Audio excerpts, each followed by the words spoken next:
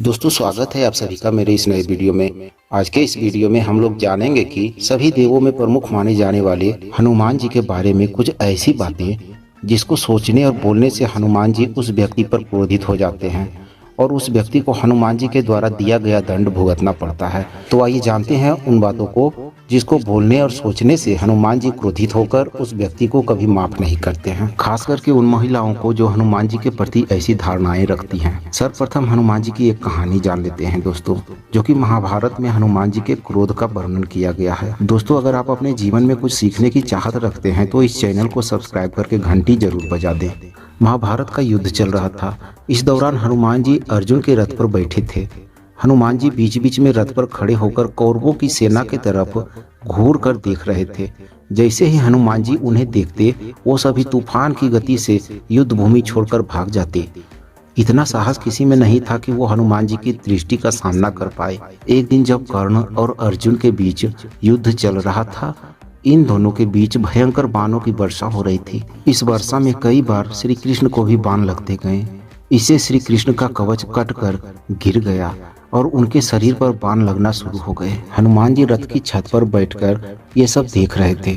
कर्ण के बाण लगातार कृष्ण जी के शरीर पर लगता देख हनुमान जी क्रोधित हो गए। उनसे यह सहन नहीं हुआ और वो अचानक से उठे और गर्जने लगे।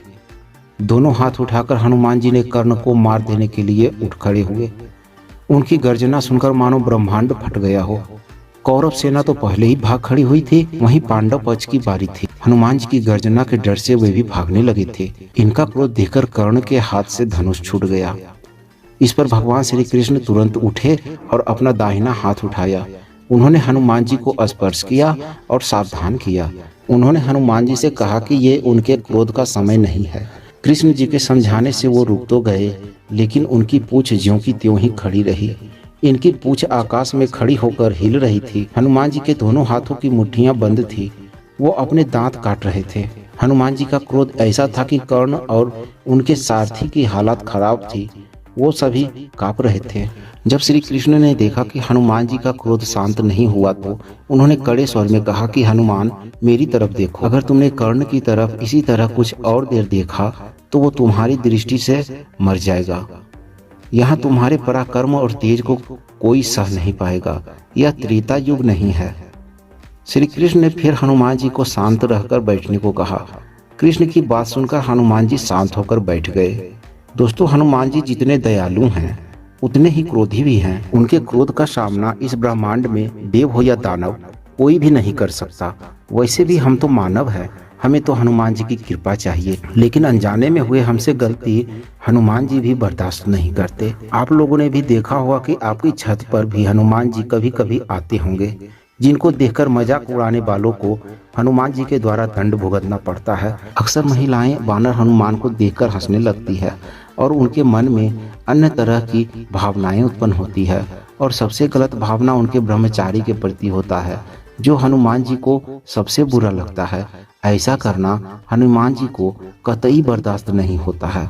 जरा सोचिए, जो हनुमान जी महाभारत काल में श्री कृष्ण को बचाने के लिए गुस्से में आग बबूला होकर कौरवों को धूल चटाने में जुट गए थे, वह भला अपनी मजा को कैसे बर्दाश्त कर सकते हैं। इसलिए जब भी हनुमान जी पर नजर पड़े, जब भी आपके छत पर वो आए, तब आप उनको नमस्कार करके उनसे आशीर्वाद लें और कुछ भोजन जरूर अर्पित करें, क्योंकि हनुमान जी आपके छत पर आपकी परीक्षा लेने आते हैं और उस परीक्षा में अगर पास होना है तो हनुमान जी का आदर करना होगा।